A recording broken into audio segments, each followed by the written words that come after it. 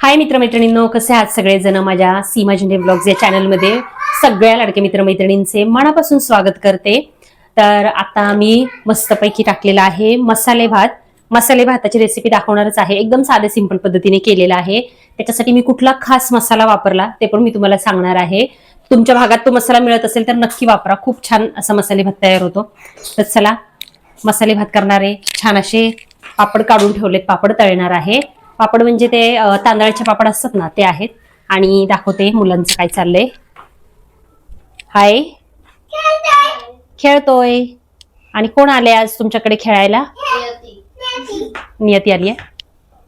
नियती सानवीची friend आहे. हाय नियती. नियती सानवीची friend आहे आणि सानवीने नियतीचं पुस्तक ढापलेलं आहे. सानवीला आमच्या वाचनाची खूप आवड आहे ना बाबू. रीडिंग म्हणजे तिची खूप एक चांगली हॉबी आहे. आणि नियतीचं एक छान असं पुस्तक कुठलं आहे? सिंगिंग सेन्सेशन, छान असं काहीतरी पुस्तक आहे. बसली आपली मस्तपैकी वाचत. आणि आगच तिथं काही नेहमीप्रमाणे त्याच्या उन्हाळक्या चालू आहेत. त्याचा नुसता खेळ असतो, बाकी त्याला काय नको आहे ना बेबी. आगच त्याला मस्तपैकी क्ले दिलेत खेळायला. छान क्ले खेळतोय. दाखव तुझ्या क्ले. वाव, किती मस्त आहेत रे. काय बनवले तू क्लेचं? स्टार. वाव, मिक्स नको करू. हा, किती छान वाटत ना क्ले खेळायला. पसारा म्हणजे आमच्याकडे फक्त खेळणी असतात, बाकी काय नाही. बाबू जास्त डोळ्यांना ताण नको देऊ. खेळ जरा तिच्या बरोबर. ती आली ना तुझ्या बरोबर खेळायला, जरा खेळ. आणि दिवाबत्ती बघू शकता. दिवाबत्ती केलेली आहे मगाशी 7:30ला. या वेळेला पहिला श्रावण माझा हुकलेला आहे काही कारणास्तव. आता उद्या श्रावण महिन्यातला दुसरा सोमवार आहे. तर बघू मला आता कितपत पूजा करायला जमतीये. घरातल्या घरातच करते मी. आणि हे बघा, हे एक पार्सल साडी आहे. कलर बघून ठेवा, ब्ल्यू कलर आहे. इतकी सुंदर साडी आहे ना. याचा प्रमोशनल व्हिडिओ आज उद्यामध्ये येईल किंवा टाकला पण असेल मी आतापर्यंत. तर जरूर बघा आणि ती साडी ऑर्डर करा. खूप छान आहे, एकदम हलकी फुलकी जॉर्जेट मध्ये आहे. मला जॉर्जेटच्या साड्या प्रचंड आवडतात, कारण त्या तर एकतर आहे ना अंगाला चापून चुपून बसतात आणि फुगत नाही. आणि ना पटकन त्या नेसून पण होतात. काही पिनअपचं टेन्शन नाही, मिऱ्या घालायचं टेन्शन नाही. पटापट पटापट सगळं होतं. तर तो प्रमोशनल व्हिडिओ जर बघितला नसेल तर पटकन बघून घ्या तो शॉर्ट व्हिडिओ. तर चला, रेसिपी शेअर करते तुमच्याशी. कसा बनवला मसाले भात ते पण तुम्हाला दाखवते. आणि बघा, सकाळी उद्याची तयारी. उद्या सोमवार आहे. उद्याची तयारी, शेपू वगैरे सगळं निवडून ठेवली बघा. आता अर्धा तास बसले. आणि शेपू खूप स्वस्त आहे, 10 रुपयाला आहे एक गड्डी. तर आम्हाला 2 गड्ड्या लागतात. पालेभाजी कुठलीही असू द्या, आम्हाला 2 गड्ड्या लागतात, मेथीची पण आणि शेपू पण. तर आता ही उद्या बनवणार आहे मी. त्याच्यासाठी आता चिरून वगैरे ठेवली. आता रात्रीच धुवून वगैरे ठेवणार आहे. लसूण पण निवडले, कारण सकाळी एवढा वेळ नसतो. लसूण निवडला, शेपू आता निवडून ठेवली. आता चिरणार, धुवून पण ठेवणार. आणि मग सकाळी टिफिनला आणि आम्हाला दुपारच्या पण जेवणाला उद्या ती होणार. तर चला, आजचा ब्लॉग कंटिन्यू करा. आणि रेसिपी पण आज शेअर करते मी, ती पण व्यवस्थित नीट बघा. चला, व्हिडिओ कंटिन्यू करूयात. तर बघा, अशा प्रकारे ना हिरवा वाटाणा मी त्या दिवशी मंडईतून घेऊन आले. आता 2 आठवडे झाले तरी सुद्धा मी तो निवडलेला नाहीये. मी अख्खाच्या अख्खा असंच कॅरी बॅग मध्ये घातला आणि फ्रीजरला टाकून दिलेला आहे. फ्रीजर मध्ये तो मस्तपैकी बर्फ झालेला आहे आणि जसा लागतो ना तसा मी काढून असा निवडून वापरत आहे. काय करणार, निवडायला वगैरे वेळच नाहीये. इतकं सगळं बिझी शेड्यूल झालेलं आहे ना 2 मुलांच्या रुटीन मध्ये, घरातल्या कामामध्ये. तर त्याच्यामुळे ना भाज्या निवडणं हा प्रकार आता म्हणजे माझी डोकेदुखी झालेला आहे. त्याच्यामुळे ना मला स्वयंपाक करायला पण असं इतकं टेन्शन येतं ना की निवडायची भाजी आणायची म्हटली की मला नको वाटतं. तर असं बघा, इथे मस्तपैकी तांदूळ धुवून घेतलेला आहे. आणि नेहमीची आपण जशा प्रकारे फोडणी करतो ना जिरी मोहरीची, तशी केली. कांदा, टोमॅटो आणि एक खास असा मसाला मी ना विकत घेतला होता एका दुकानामधून. तो मी तुम्हाला पुढे जाऊन दाखवेलच, तर तो सुद्धा तुम्ही बघून घ्या. आणि एकदम सिंपल साध्या पद्धतीने हा असा मसाले भात केलेला आहे. भाज्या दुसऱ्या कुठल्याच वापरलेल्या नाहीयेत, म्हणजे जसं की फ्लॉवर, बटाटा वगैरे त्या जरी टाकल्या ना तरी खूप सुंदर असा मसाले भात लागतो. तर इथे मी फक्त हिरवा वाटाणा वापरलेला आहे. तर मस्तपैकी नुसता मसाले भात आणि त्याच्याबरोबर अशा प्रकारचे पापड इतके ऑसम लागतात ना. आणि बघा, मम्मीने दिलेला हा माझा खजाना म्हणजे वर्षभराचे सगळे कुरड्या पापड्या मम्मी देत असते. आणि अशा प्रकारे स्टीलच्या डब्यामध्ये मी घालून ठेवलेले आहे. ते सगळे जेव्हा हवे असेल तेव्हा मी काढून ते तळते. आता मी शक्यतो काय पोळ्या वर्षातून आपल्या 4 ते 5 वेळा होतात, 5 वेळा तर कमीत कमी होत असतील. तर प्रत्येक वेळेला फक्त त्या कुरड्या वगैरे तळायच्या. जास्त मुलांना मी ऑइली वगैरे देत नाही, पण तरी पण तळलं ना की त्यांना खूप आवडतं. मग फक्त जेव्हा लागेल तेव्हाच, म्हणजे मसाले भात किंवा पुरणपोळी या वेळेलाच मी फक्त तळत असते. तर असो बघा, आज मला तुमच्या बरोबर खूप महत्त्वाच्या विषयावर बोलायचं आहे. ते म्हणजे स्त्रीला घरात मिळणारी वागणूक. कारण आहे ना, आपण सगळे स्त्रिया वेगवेगळ्या आपल्या आयुष्यातल्या वेगवेगळ्या टप्प्यावरून जात असतो. लग्नाच्या अगोदर आपलं आयुष्य वेगळं असतं, मोठं झाल्यावर आपण म्हणजे लहान असताना वेगळं, मोठं झाल्यावर वेगळं, लग्नाच्या अगोदर वेगळं, लग्न झाल्यानंतर वेगळं आणि मुलं झाल्यानंतर वेगळं आणि म्हातारं झाल्यावर तर अजूनच वेगळं. तर अशा वेगवेगळ्या टप्प्यावरून आपण स्त्रिया जात असतो. आणि तुमची कहाणी काय, माझी कहाणी काय, अगदी सगळ्यांची सारखीच असते. थोड्याफार प्रमाणात बदल असतो, मात्र सगळ्यांना त्या सेम परिस्थितीतून जावं लागतं. आणि मी म्हणेल की नाही, माझ्या अनुभवातून मला ज्या काही गोष्टी अनुभव मिळाल्या किंवा मिळत आहेत, यातून मला ना एक खूप वाईट वाटतं की स्त्रीला आहे ना, कधीही कुठेही जा, आयुष्याच्या प्रत्येक टप्प्यावर ना अशी विचित्र माणसं भेटतात ना, की आपल्याला म्हणजे डोक्याची नुसती मंडई होते बरं का. आणि मला अशी डोक्याची मंडई करणारी माणसं ना इतका राग येतो. हे बघा, माझं असं आहे ना की आपलं आपलं आयुष्य शांतपणे जगत असतो आपण, ना कोणाला आपला त्रास असतो ना काय असतं. पण आहे ना, काही माणसं स्वतःहून अंगावर येत असतात आणि आपल्या मनामध्ये काहीही नसताना राईचा पहाड बनवणारी माणसं आपल्या आजूबाजूला खूप असतात. म्हणजे आपण ना मोकळ्या मनाने किंवा कुठल्याही गोष्टी मनात न ठेवता सहज बोलून जातो काही गोष्टी, किंवा आपल्या हातून घडून जातात.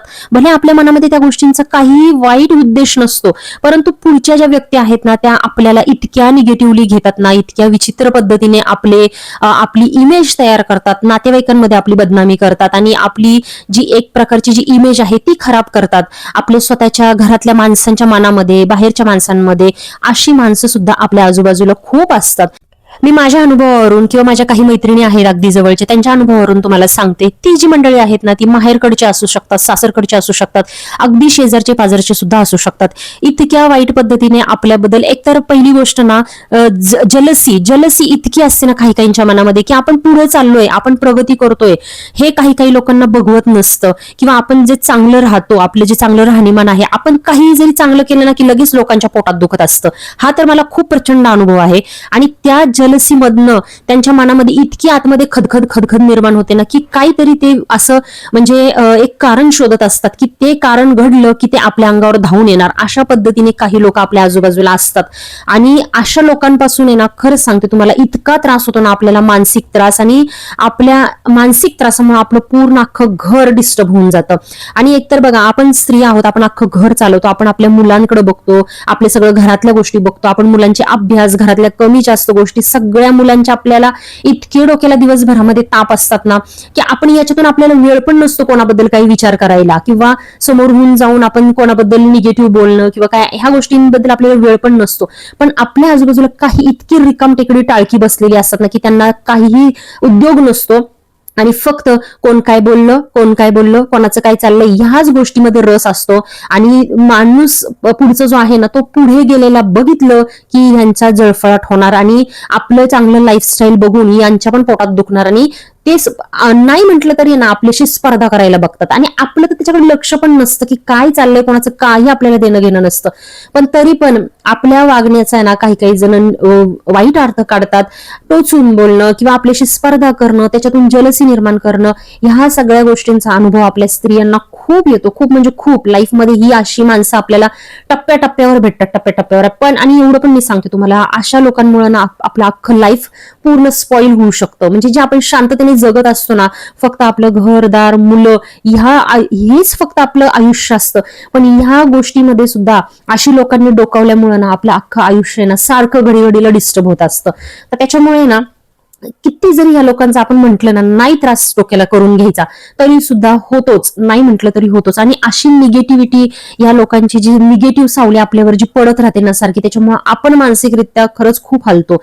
आणि मला माहितीये, माझ्यासारखेच तुम्ही सगळ्या मैत्रिणी अशाच प्रकारच्या आजूबाजूला लोक, मे बी तुमच्या ते घरात असेल, तुमचा नवरा, तुमचे सासू सासरे, तुमची ननंद किंवा तुमचा दीर किंवा तुमचे आई वडिलांच्या माहेरच्या फॅमिली मधलं सुद्धा कुणी असू शकतं. बघा, काही काहींचे भाऊ सुद्धा आपल्या बहिणींना नीट वागवत नाहीत. तर अशा प्रकारची माणसं ना आपल्या आयुष्यात ना टप्प्याटप्प्यावर आपल्याला भेटतात. बघा, काही एकट्या सुद्धा महिला असतात ज्यांचे नवरे त्यांना साथ देत नाही किंवा नवरे नसतात, आपल्या सिंगल पॅरेंट असतात. अशा सुद्धा महिला खूप म्हणजे सहनशक्तीपणाला लावून जगत असतात जगामध्ये. पण तरी पण ना, जगातली लोक त्यांना, आजूबाजूची लोक त्यांना नीट राहून सुद्धा देत नाहीत. अशी खूप उदाहरणं माझ्या डोळ्यासमोर आहेत. तर मला सुद्धा ह्या सगळ्या गोष्टीतून जावं लागत आहे.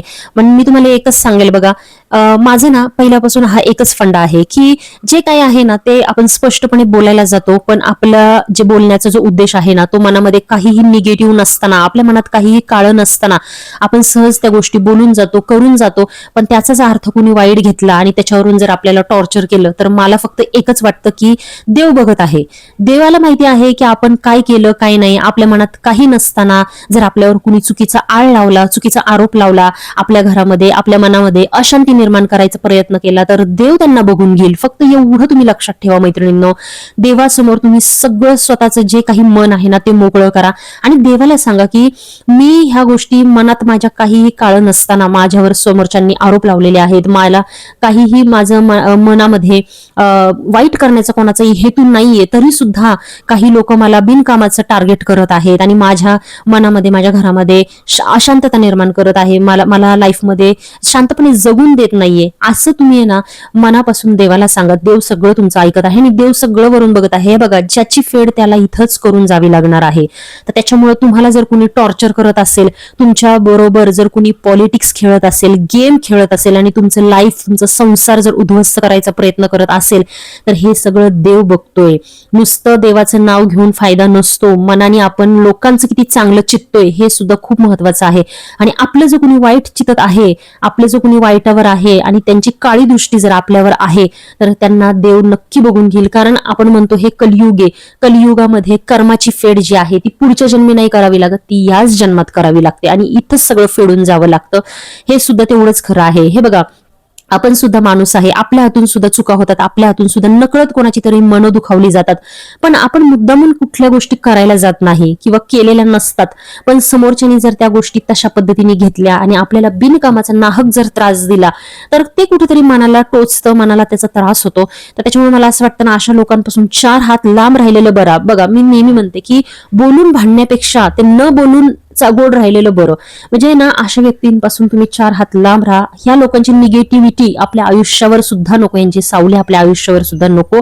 त्यामुळे अशा व्यक्तींपासून एकतर पहिला उपाय म्हणजे लांब राहायचं आणि दुसरी गोष्ट म्हणजे देवाला माहिती आहे सगळं की आपण काय आहे काय नाहीये. त्याच्यामुळे देव नक्की अशा व्यक्तींना त्यांच्या कर्माची फळं दिल्याशिवाय राहणार नाही. तर असो बघा, मला आज हे सगळं एवढं म्हणण्याचा किंवा तुम्हाला सांगण्याचा, माझं मन मोकळं करण्याचा एवढाच उद्देश आहे की माझ्या आजूबाजूला खूप अशी उदाहरणं घडत आहे ज्याच्यानी ना मी सुद्धा डिस्टर्ब होते किंवा माझ्या मैत्रिणींच्या सुद्धा आयुष्यामध्ये मी बघत आहे की महिलांना ना खूप या सगळ्या त्रासाला सामोरं जावं लागतं. पुरुषांचं एक वेळेला चालून जातं कारण त्यांना त्यांचं स्वतःच्या घरात ते राहत असतात, त्यांना एक सन्मानाने ते स्वतःच्या घरामध्ये राहत असतात शेवटपर्यंत. पण स्त्रीला तसं नसतं. पहिला आई वडिलांच्या घरी राहायचं, मग नवऱ्याच्या घरी जायचं. तर त्याच्यामुळे ना खूप कमी स्त्रिया अशा असतात ना नशीबवान की ज्यांना ना दोन्ही घरी खूप मान सन्मान मिळतो आणि एक मुलगी म्हणून किंवा एक सून म्हणून दोन्ही घरी त्यांना खूप रिस्पेक्टफुली वागवलं जातं. अशा खूप कमी नशीबवान महिला असतात आपल्या आजूबाजूला.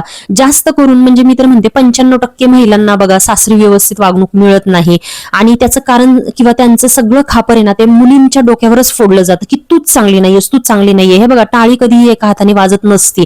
दोन्ही बाजूनी ऍडजस्टमेंट किंवा एक बाहेरची मुलगी आल्यानंतर घरामध्ये तिला सुद्धा तेवढाच सामंजस्याने, समजूतदारपणे आपलीच मुलगी म्हणून प्रत्येक तिच्या चुकांना पोटात घालून तिला सुद्धा व्यवस्थित सांभाळावं लागतं. ठीक आहे, वेळेला तुम्ही बोला ना, नाही असं नाही, पण ती सुद्धा बोलायची, तिची चूक दाखवायची एक पद्धत असते. ती सुद्धा कोणाची तरी मुलगी आहे आणि ती आपल्या घरी आली आहे म्हणजे ती तिचं सगळं आत्मसन्मान, मानपान सोडून आलेली नाहीये. तिचा सुद्धा एक मान आहे, तिचा सुद्धा एक रिस्पेक्ट आहे. हा विचार सासरकडच्यांनी केलाच पाहिजे किंवा माहेरकडचे सुद्धा जर तुम्हाला कोणी दुखवत असेल, शेजार पाजारचे जर कोणी तुम्हाला दुखवत असेल, सगळ्यांनी हा विचार केलाच पाहिजे की प्रत्येकाला प्रत्येकाचा मान आहे. तो मान जर कुणी मोडला, तोडला किंवा त्याचा अपमान केला तर कुणीही गप्प बसत नाही. त्याच्यामुळे मुलगी किंवा सून जर काही बोलली किंवा बाई स्त्री जर एखादी काही बोलली तर तिच्या प्रत्येक बोलण्याचा अर्थ ना निगेटिव्ह नसतो, तिच्या पण ती मनातली खदखद असते, तो त्रास असतो. तर असो बघा, माझ्याप्रमाणे भरपूर स्त्रिया आहेत ना ज्या अशा सगळ्या गोष्टींमधून जात असतात. तर माझं तुम्हाला सगळ्यांनी एकच सांगणं आहे की स्ट्रॉंग राहा. मरू दे, जाऊ दे, काय करायचं आपल्याला, ह्यांना गोंधळ घालू दे, काय त्यांना वागायचे, तुमचे शेजारचे असतील, तुमचे माहेरचे असतील, तुमचे सासरचे असतील, कुणी पण असू दे, तुमच्या डोक्याला त्रास करून घेऊ नका. कधी कधी नवरे सुद्धा सख्खे आपले नसतात. तर त्याच्यामुळे तुम्ही एक लक्षात ठेवा, आपल्या मुलांसाठी किंवा आपल्या घरासाठी भले मुलं पुढे जाऊन आपलं सुद्धा काय नीट वागतील, ऐकतील की नाही माहिती नाही, मग तुम्ही स्वतःसाठी जगा, स्वतःसाठी तुम्ही स्ट्रॉंग राहा. मला सुद्धा कधी कधी खूप त्रास होतो, पण परत आपण व्यवस्थित व्यवस्थित विचार करून कुठलेही वाईट पाऊल न उचलता कितीतरी महिला बघा ह्या त्रासातून आत्महत्या सुद्धा करतात. आपण किती वेळा पेपरला वाचतो. तर मी तर म्हणते ना की एखाद्याला एवढं टॉर्चर किंवा एवढा त्रास देऊ नये की त्याला अशा पद्धतीने काही पाऊल उचलावं लागेल. तर त्याच्यामुळे सगळ्यांनी ना कंट्रोलमध्ये एखाद्याला त्रास द्या. त्रास देण्याचं पण एक लिमिट असतं, सहन करण्याचं पण एक लिमिट असतं.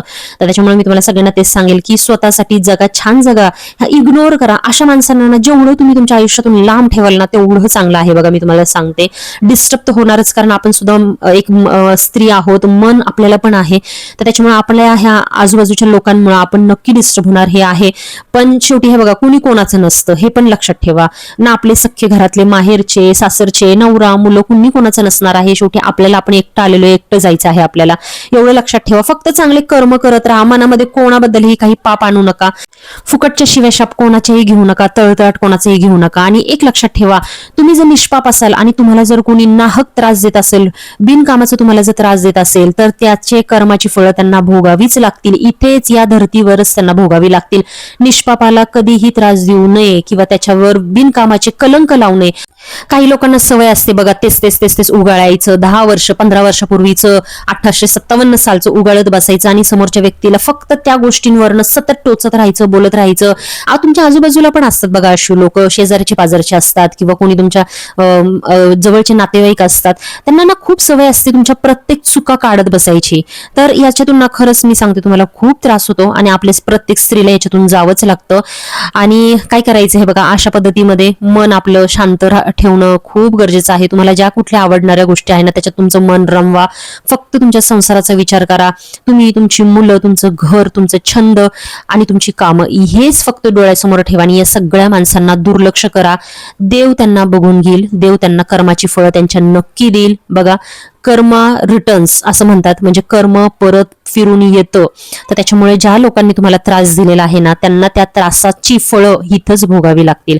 तर असो बघा, मला असं वाटलं होतं ह्या विषयावर खूप दिवस झाले तुमच्याशी बोलावं, कारण मीच नाही, माझ्यासारख्या बऱ्याच महिला या त्रासातून जात असतात आणि कोणाला तरी कुठेतरी मन मोकळं करावंसं वाटत असतं किंवा आपल्यासारखंच अजून कुणी आहे का आणि ते ह्या सिच्युएशनला कसे हँडल करतात, आपण ह्या सिच्युएशन मध्ये मन आपलं कसं शांत ठेवायचं, स्टेबल ठेवायचं, हा विचार प्रत्येक महिला करत असते.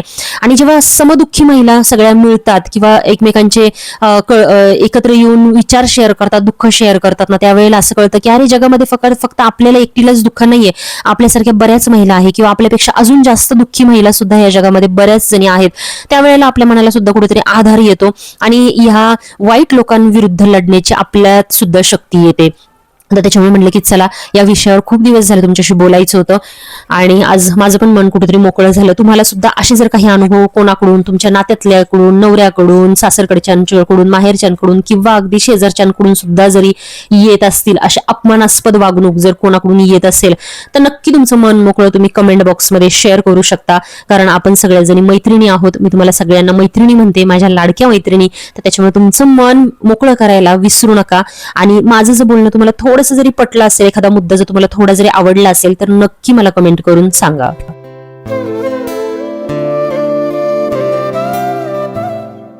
चला, तर आज आम्ही खूप लवकर जेवायला बसलोय. 8:30 वाजले. बघू शकता, नेहमी आम्ही साधारण 9 वाजता वगैरे जेवायला बसतो, पण आज लकीली लवकर जेवायला बसलोय. मग अशी जो बनवला आपण तो छान असा भात घेतलेला आहे, मसाले भात, पापड तळलेले आहेत, मसाले भातावर छान असं तूप टाकलेलं आहे. आणि सानवी नागस्तेला ना दुपारची गवार होती ती दिलेली आहे, त्यांच्यासाठी एक चपाती लाटली, पीठ होतं थोडंसं. आणि श्रीखंड, अगस्तीला खूप आवडतं श्रीखंड. आणि सानवी मॅडमचं मोबाईल बघता जेवण चाललेलं आहे. तिला फक्त जेवतानाच मोबाईल मिळतो, इतर वेळेला मिळत नाही. तर त्याच्यामुळं ते 10-15 मिनटं ठीक आहे, तेवढं चालून जातं. तर चला या सगळ्यांनी जेवायला. आणि आजचा व्हिडिओ तुम्ही सगळ्यांनी शेवटपर्यंत बघितलात त्याच्याबद्दल खूप थँक्यू मन. थँक्यू. आणि लाईक, शेअर, सबस्क्राईब करा.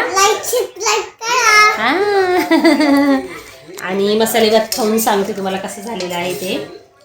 छान असं तूप टाकलेलं आहे.